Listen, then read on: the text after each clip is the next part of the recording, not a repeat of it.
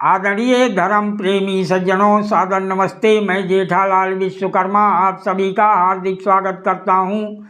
Mahabharat one पर्व अध्याय 6।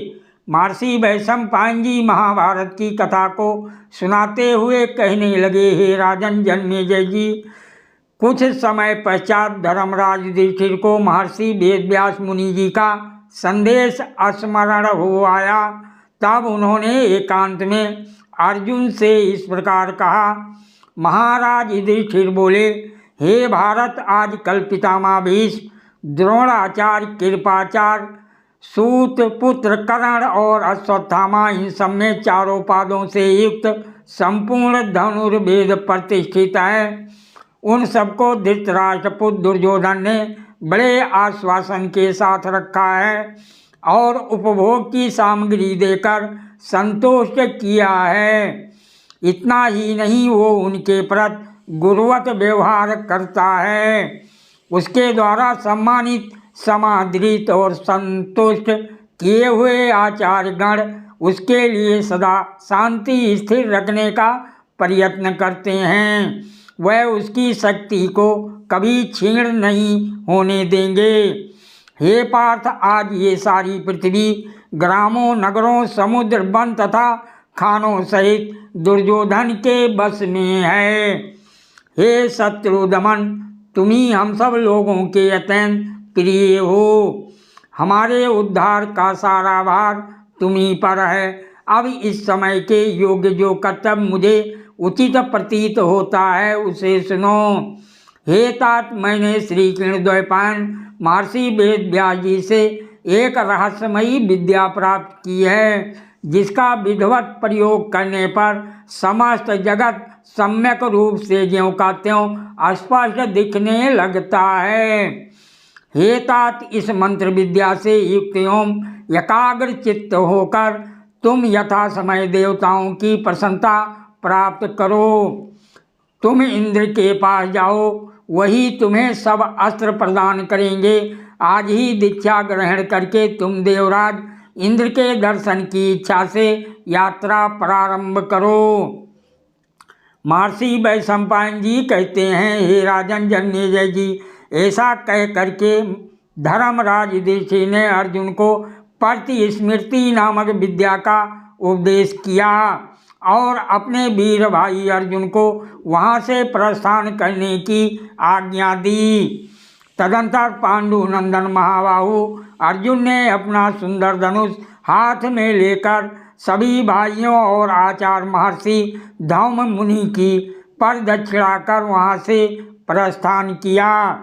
महामना अर्जुन योग युक्त होने के कारण मन के समान तीव्र वेग से चलने में समर्थ हो गए। अतः वह वायु के समान एक ही दिन में पुण्य पर्वत हिमालय पर पहुँच गए। तदंतर इंद्रकील पर्वत पर पहुंचकर अर्जुन ने आकाश में उच्च स्वर से गूंजती एक वाणी सुनी, तिष्ठ अर्थात ठहरो। तब वह वहीं ठहर गए। उस वाणी को सुनकर पांडु नंदन अर्जुन ने चारों ओर दृष्टि दौड़ाई। इतने में ही उन्हें वृक्ष के मूल भाग में बैठे हुए एक तपस्वी दिखाई दिए। वह ब्रह्म तेज से प्रदीप्त हो रहे थे। उनकी अंग कांति पिंगल वर्ण की थी। वह जटाजूट और अति दुर्बल थे।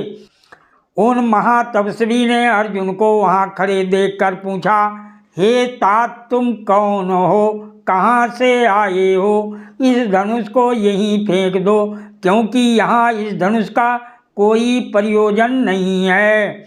इस प्रकार उस ब्रह्म ऋषि ने हंसते हुए से बार बार अर्जुन से धनुष को त्यागने की बात कही, परंतु वह ब्रह्म ऋषि दृढ़ निश्चयी अर्जुन को अपने धैर्य से विचलित नहीं कर सके।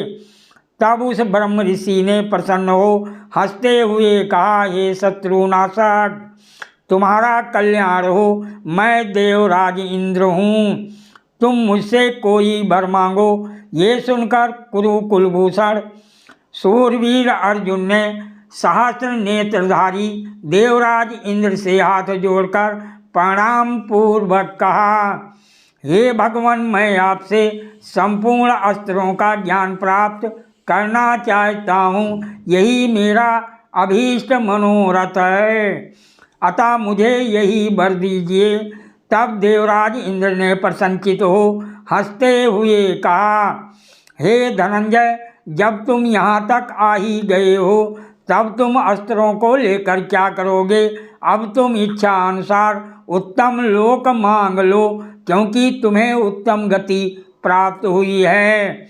ये सुनकर धनंजय ने पुनः देवराज इंद्र से कहा, हे देवेश्वर, मैं अपने भाइयों को वन में छोड़कर शत्रुओं से बैर का बदला लिए बिना लोभ या कामना से वशीभूत हो ना तो देवत्व चाहता हूँ, ना सुख और ना संपूर्ण देवताओं का ईश्वर प्राप्त करना चाहता हूँ। यदि मैंने वैसा किया तो सदा के लिए संपूर्ण लोकों में मुझे महान अपयश प्राप्त होगा। पांडुनंदन अर्जुन के ऐसा कहने पर विश्वबंध वृत्र विनाशक देवराज इंद्र ने अर्जुन को सांत्वना देते हुए मधुर वाणी में कहा, हे तात, जब तुम त्रिशूलधारी भूतनाथ महादेव का दर्शन कर लोगे तब मैं तुम्हें संपूर्ण दिव्यास्त्र प्रदान करूँगा। देवराज इंद्र के चले जाने पर उग्र तेजस्वी महामना अर्जुन वहाँ वन के रमणीय प्रदेशों में घूम फिरकर अत्यंत कठोर तपस्या में संलग्न हो गए। कुछ काल पश्चात अर्जुन ने एक अद्भुत सुअर को देखा। उसे देख गांडीव धनुष हाथ में ले अर्जुन ने उसे लक्ष्य करके कहा, अरे तू यहाँ आए हुए मुझ निरपराध को मारने की घात में लगा हुआ है, अतः मैं आज पहले ही तुझे यमलोक पठा दूंगा। सुदृढ़ धनुष वाले अर्जुन को प्रहार के लिए उद्यत देख किरात रूपधारी शंकर जी ने उन्हें सहसा रोका और कहा, इंद्रकील पर्वत के समान कांति वाले इस सुअर को पहले से ही मैंने अपना लक्ष्य बना रखा है, अतः तुम इसे मत मारो।